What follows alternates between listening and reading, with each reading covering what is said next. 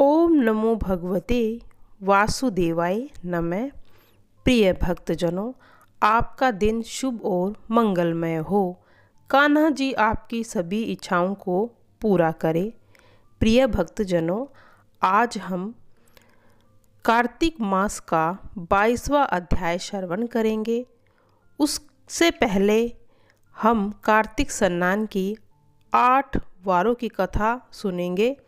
और अब कथा को शुरू करने से पहले एक छोटी सी गणेश जी की कथा श्रवण करते हैं। एक गांव में माँ बेटी रहती थी। एक दिन बेटी अपनी माँ से कहने लगी, गांव के सब लोग गणेश मेला देखने जा रहे हैं, मैं भी मेला देखने जाऊंगी। माँ ने कहा, वहाँ बहुत भीड़ होगी, कहीं गिर जाएगी तो चोट लगेगी।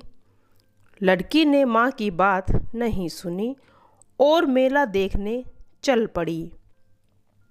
माँ ने जाने से पहले बेटी को 2 लड्डू दिए और एक घंटी में पानी दिया। माँ ने कहा, एक लड्डू तो गणेश जी को खिला देना और थोड़ा पानी पिला देना, दूसरा लड्डू तुम खा लेना और बचा पानी भी पी लेना। लड़की मेले में चली गई। मेला ख़त्म होने पर गांव के सभी लोग वापस आ गए, लेकिन लड़की थी वह वापस नहीं आई। लड़की मेले में गणेश जी के पास बैठ गई और कहने लगी, एक लड्डू और पानी गणेश जी तुम्हारे लिए और एक लड्डू और बाकी बचा हुआ पानी मेरे लिए। इस तरह कहते कहते सारी रात बीत गई।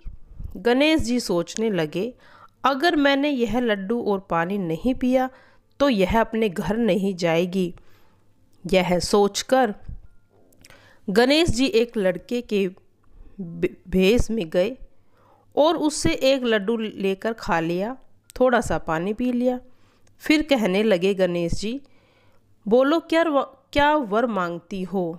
लड़की मन में सोचने लगी, क्या मांगू, अन्न मांगू या धन मांगू या अपने लिए अच्छा वर मांगू या खेत मांगू या महल मांगू।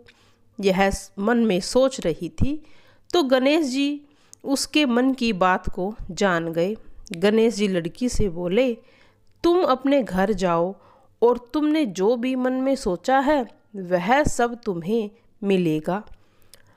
लड़की घर जाकर पहुंची तो माँ से पूछने लगी। माँ ने पूछा, इतनी देर कैसे हो गई।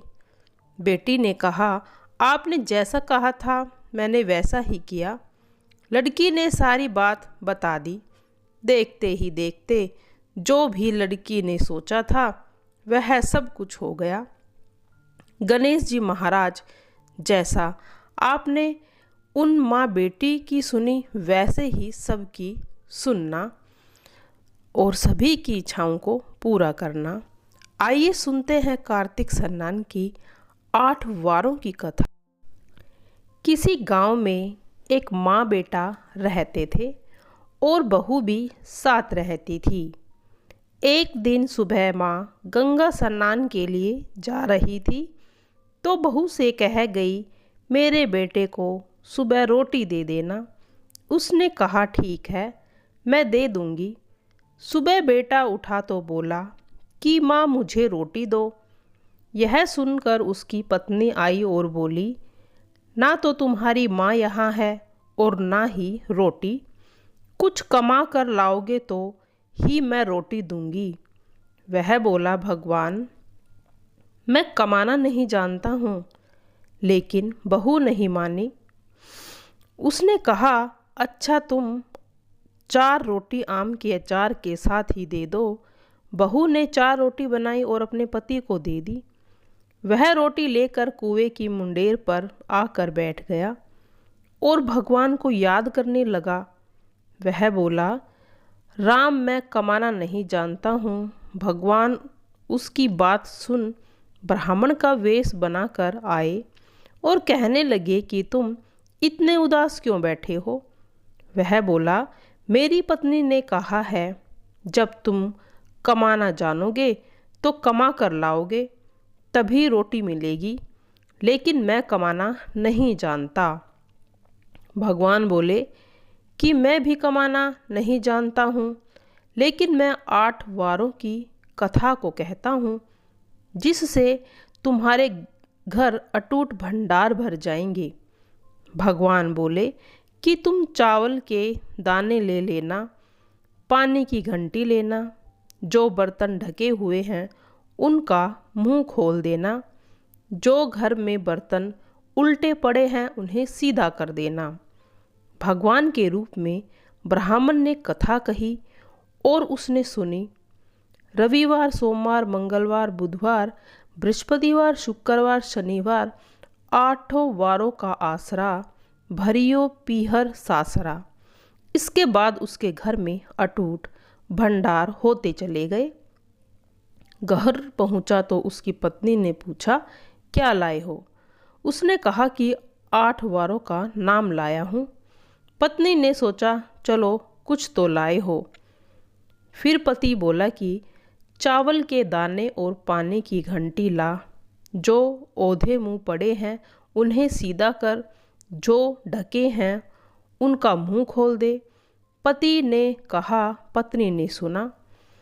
रविवार, सोमवार, मंगलवार, बुधवार, बृहस्पतिवार, शुक्रवार, शनिवार 8 वारों का आसरा, भरियो पीयर सासरा और अटूट भंडार होते चले गए। अपनी पत्नी से उसने एक दिन कहा कि मैं बेटी से मिलने जा रहा हूँ। फटे से कपड़े पहन बेटी के यहाँ गया तो बच्चे बोले कि नाना आए हैं, नाना आए हैं। बेटी बोली कि नाना क्या आए हैं, 2 दिन मुफ्त की रोटियां तोड़ने आए हैं। बेचारा सोचने लगा कि गरीबी सब कहलवा देती है मुख से। पिता ने बेटी से कहा कि बेटी, मेरी 8 वारों की कहानी को सुन ले। बेटी ने जवाब दिया कि पिताजी, मेरा झूठा है, और पिता भूखा ही सो गया। अगले दिन बेटी को पिता पर तरस आता है तो वह कहती है, पिताजी आप अपनी कहानी सुनाओ। पिता बोला कि चावल दाने ला, पानी की घंटी ला, जो औधे मुंह पड़े हैं उन्हें सीधा कर, जो ढके हैं उनका मुंह खोल दे। पिता ने कहा। बेटी ने सुनी। रविवार, सोमवार, मंगलवार, बुधवार, बृहस्पतिवार, शुक्रवार, शनिवार 8 वार का आसरा, भरियो पीयर सासरा और अटूट भंडार होते चले गए।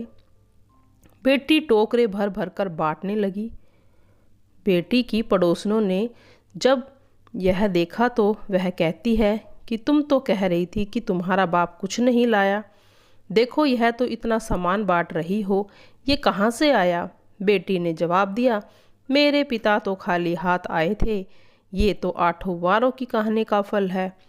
पड़ोसन बोली कि अपने पिता को कहना कि वो हमें भी 8 वारों की कहानी सुना दे। पिता ने कहा कि आज तो मेरा मुंह झूठा हो गया, लेकिन कल मैं कहानी सुना दूंगा। दूसरे दिन पिता ने बेटी की पड़ोसनों को भी 8 वारों की कहानी सुनाई, जिससे उनके घर में भी अटूट भंडार हो गए। जैसे भगवान के वेश में ब्राह्मण की 8 वारों की कहानी से सबके भंडार भर गए हैं, उसी तरह से कहानी कहने वाले और सुनने वालों की भी भंडार जरूर भरना। आइए सुनते हैं कार्तिक मास अध्याय का 22वां अध्याय। राजा पृथु ने नारद जी से पूछा, हे देवर्षि, कृपया कर आप यह मुझे बताइए कि वृंदा को मोहित करके विष्णु जी ने क्या किया और फिर वह कहाँ गए?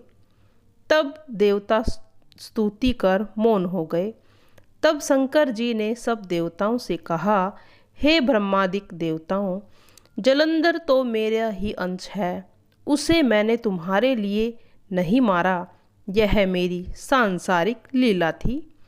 फिर भी आप लोग सत्य कहिए कि इससे आप सुखी हुए या नहीं।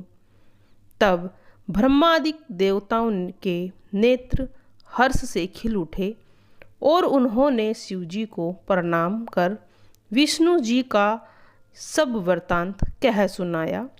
विष्णु जी का वह सब वृत्तांत कहने के बाद उन्होंने बड़े प्रयत्न से वृंदा को मोहित किया था। वह अग्नि में प्रवेश कर परम गति को प्राप्त हुई थी। देवताओं ने यह भी कहा था कि तभी से वृंदा की सुंदरता पर मोहित हुए विष्णु उनकी चिता की राख लपेटकर इधर उधर घूमते हैं। आप उन्हें समझाइए, क्योंकि यह सारा चर अचर आपके अधीन है। देवताओं से यह वृत्तांत सुनकर शंकर जी ने उन्हें अपनी माया समझाई और कहा कि उसी से मोहित विष्णु भी काम के वश में हो गए। परंतु महादेवी उमा त्रिदेवों की जननी, सबसे परे वह मूल प्रकृति परम मनोहर और वही गिरजा भी कहलाती है। विष्णु का मोह दूर करने के लिए आप उनकी शरण में जाइए। शंकर जी की आज्ञा से सब देवता मूल प्रकृति को प्रसन्न करने लगे। उनके स्थान पर पहुंचकर उनकी बड़ी स्तुति की। तब यह आकाशवाणी हुई कि हे देवताओं, मैंने ही 3 प्रकार से तीनों गुणों से अलग होकर स्थित सत्य गुण से गौरा, रजोगुण से लक्ष्मी और तमोगुण से ज्योति रूप हूँ। आप लोग मेरी रक्षा के लिए उन देवियों के पास जाओ, वे तुम्हारे मनोरथों को पूर्ण कर देंगी। यह सब सुनकर देवता भगवती के वाक्यों का आदर करते हुए गौरी, लक्ष्मी और सरस्वती को प्रणाम करने लगे। सब देवताओं ने भक्ति पूर्वक उन सब देवियों से प्रार्थना की। उस स्तुति से तीनों देवियां प्रकट हो गई। सभी देवताओं ने खुश होकर निवेदन किया। तब उन देवियों ने कुछ बीज देकर कहा, इसे ले जाकर दो तो तुम्हारे सब कार्य सिद्ध हो जाएंगे। ब्रह्मा आदि देवता उन बीजों को लेकर विष्णु जी के पास चले गए। वृंदा की चिता भूमि में डाल दिए। उससे दात्री, मालती और तुलसी प्रकट हुई। विदात्री के बीज से दात्री, लक्ष्मी के बीज से मालती और गौरी के बीज से तुलसी प्रकट हुई। विष्णु जी ने जो ही उन स्त्री रूप वाली वनस्पतियों को देखा तो वे उठ बैठे। कामासक्त चित्त से मोहित हो उनसे याचना करने लगे। दात्री और तुलसी ने उनसे प्रीति की। विष्णु जी सारा दुख भूल देवताओं से नतमस्तक होकर अपने बैकुंठ लोक में चले गए। वह पहले की तरह सुखी होकर शंकर जी का स्मरण करने लगे।